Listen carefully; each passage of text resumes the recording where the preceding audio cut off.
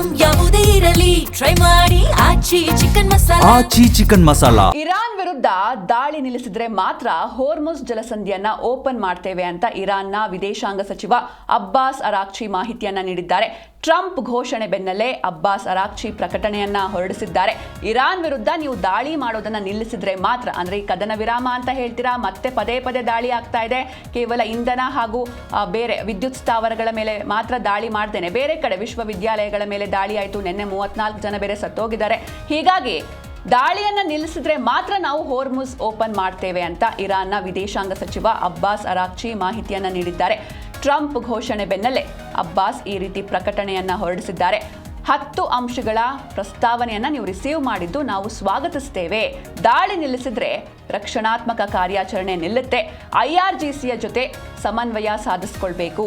ತಾಂತ್ರಿಕ ಮಿತಿಗಳನ್ನು ಕೂಡ ಸರಿಯಾಗಿ ಪರಿಗಣಿಸಿ ಆ ಮೂಲಕ ಹೋರ್ಮುಜ್ ಮುಕ್ತ ಸಾಧ್ಯವಾಗುತ್ತೆ ಅಂತ ಹೇಳಿದ್ದಾರೆ. ಅಂದ್ರೆ ಇಲ್ಲಿ ಹೋರ್ಮುಜ್ ಓಪನ್ ಆಗಬೇಕು ಅಂದ್ರೆ ನೀವು ದಾಳಿಯನ್ನ ನಿಲ್ಲಿಸಬೇಕು. ನಾವು ಈ ಕಡೆ ಹೋರ್ಮುಜ್ನು ಓಪನ್ ಮಾಡಿಕೊಂಡು ನಿಮ್ಮಿಂದ ನಮ್ಮ ನಾಗರಿಕರು ಸತ್ತೋಗ್ತಿದ್ದಾರೆ ಅಂದ್ರೆ ಅದರಲ್ಲಿ ಏನು ಯೂಸ್ ಇಲ್ಲ. ಹೀಗಾಗಿ ದಾಳಿಯನ್ನ ನೀವು ಮಾಡೋದು ನಿಲ್ಲಿಸಿದ್ರೆ ಮಾತ್ರ ನಾವು ಹೋರ್ಮುಜ್ ಜಲಸಂಧಿಯನ್ನ ಓಪನ್ ಮಾಡ್ತೇವೆ ಅಂತ ಇರಾನ್ನ ವಿದೇಶಾಂಗ ಸಚಿವ ಅಬ್ಬಾಸ್ ಅರಾಕ್ಚಿ ಮಾಹಿತಿಯನ್ನ ನೀಡಿದ್ದಾರೆ.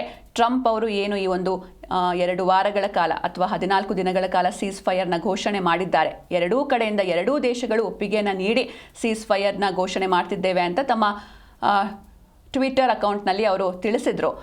ಇದರ ಬೆನ್ನಲ್ಲೇ, ಟ್ರಂಪ್ ಘೋಷಣೆಯ ಬೆನ್ನಲ್ಲೇ ಅಬ್ಬಾಸ್ ಅರಾಕ್ಚಿ ಕೂಡ ಪ್ರಕಟಣೆಯನ್ನ ಹೊರಡಿಸಿದ್ದಾರೆ. 10 ಅಂಶಗಳ ಪ್ರಸ್ತಾವನೆಯನ್ನ ನೀವು ರಿಸೀವ್ ಮಾಡಿದ್ನ ನಾವು ವೆಲ್ಕಮ್ ಮಾಡ್ತೇವೆ. ದಾಳಿ ನಿಲ್ಲಿಸಿದ್ರೆ ರಕ್ಷಣಾತ್ಮಕ ಕಾರ್ಯಾಚರಣೆ ನಿಲ್ಲುತ್ತೆ. IRGCಯ ಜೊತೆ ನೀವು ಸಮನ್ವಯವನ್ನ ಸಾಧಿಸಿಕೊಳ್ಬೇಕು. ತಾಂತ್ರಿಕ ಮಿತಿಗಳನ್ನು ಕೂಡ ಸರಿಯಾಗಿ ಪರಿಗಣಿಸಿ ಆ ಮೂಲಕ ಹೋರ್ಮುಜ್ ಮುಕ್ತ ಸಾಧ್ಯವಾಗುತ್ತೆ ಅಂತ ಹೇಳಿಕೆಯನ್ನ ನೀಡಿದ್ದಾರೆ. ಹೀಗಾಗಿ ಮುಂದೆ ಯಾವ ರೀತಿ ಇದು ನಡೆಯುತ್ತೆ, ಏಕೆಂದ್ರೆ ನಾವು ಹಿಂದೆಯೂ ಕೂಡ ನೋಡಿದ್ವಿ ಸೀಸ್ ಫೈರ್ ಅಂತ ಘೋಷಣೆ ಆಗಿತ್ತು, ಆದರೆ ಯುದ್ಧ ಮಾತ್ರ ನಿಂತಿರಲಿಲ್ಲ. ಅಟ್ಯಾಕ್ಗಳು ನಡೀತಾನೆ ಇತ್ತು, ಕೌಂಟರ್ ಅಟ್ಯಾಕ್ಗಳು ನಡೀತಾ ಇತ್ತು. ಈಗ ಹೋರ್ಮುಜ್ ಜಲಸಂಧಿಯನ್ನು ಓಪನ್ ಮಾಡೋದಕ್ಕೆ ಇರಾನ್ ಏನೋ ಒಪ್ಪಿಗೆಯನ್ನು ನೀಡಿದೆ. ಆದರೆ ಇದಕ್ಕೆ ಅಮೆರಿಕ ಹಾಗೂ ಇಸ್ರೇಲ್ ಯಾವ ರೀತಿ ರಿಯಾಕ್ಟ್ ಮಾಡುತ್ತೆ, ಮತ್ತೆ ಯುದ್ಧವನ್ನೇನಾದರೂ ಕಂಟಿನ್ಯೂ ಮಾಡ್ತಾರಾ, ಕ್ಷಿಪಣಿ ಹಾಗೂ ಡ್ರೋನ್ ದಾಳಿಗಳನ್ನು ಕಂಟಿನ್ಯೂ ಮಾಡ್ತಾರಾ ಅಂತ ಕಾದು ನೋಡಬೇಕು. ಯಾಕಂದರೆ ಒಂದು ವೇಳೆ ನೀವು ದಾಳಿಯನ್ನು ಕಂಟಿನ್ಯೂ ಮಾಡಿದರೆ ನಾವು ಹೋರ್ಮುಜ್ ಜಲಸಂಧಿಯನ್ನು ಓಪನ್ ಮಾಡೋದಿಲ್ಲ. ಇರಾನ್ ವಿರುದ್ಧ ದಾಳಿಯನ್ನು ನಿಲ್ಲಿಸಿದ್ರೆ ಮಾತ್ರ ಹೋರ್ಮುಜ್ ಓಪನ್ ಆಗುತ್ತೆ ಅಂತ ಇರಾನ್ನ ವಿದೇಶಾಂಗ ಸಚಿವ ಅಬ್ಬಾಸ್ ಅರಾಕ್ಚಿ ಮಾಹಿತಿಯನ್ನ ನೀಡಿದ್ದಾರೆ. ಹಾಗೆ ಏನು ಇರಾನ್ ಒಂದು 10 ಅಂಶಗಳ ಪ್ರಸ್ತಾವನೆಯನ್ನ ಕೊಟ್ಟಿದೆ ಅಮೆರಿಕಾಗೆ ಹಾಗೂ ಇಸ್ರೇಲ್ಗೆ, ಅದನ್ನ ಅಮೆರಿಕ ಹಾಗೂ ಇಸ್ರೇಲ್ ಅದನ್ನ ರಿಸೀವ್ ಮಾಡಿದೆ, ಅದಕ್ಕೆ ಒಪ್ಪಿಗೆಯನ್ನು ಸೂಚಿಸಿದೆ. ಇದನ್ನ ನಾವು ವೆಲ್ಕಮ್ ಮಾಡ್ತೇವೆ. ನೀವು ದಾಳಿಯನ್ನು ನಿಲ್ಲಿಸಿದ್ರೆ ಮಾತ್ರ ನಮ್ಮ ಕಡೆಯಿಂದಲೂ ಯಾವುದೇ ದಾಳಿ ನಡೆಯೋದಿಲ್ಲ. ಹಾಗೆ ಹೋರ್ಮುಜ್ ಜಲಸಂಧಿ ಕೂಡ ನಾವು ಓಪನ್ ಮಾಡ್ತೇವೆ.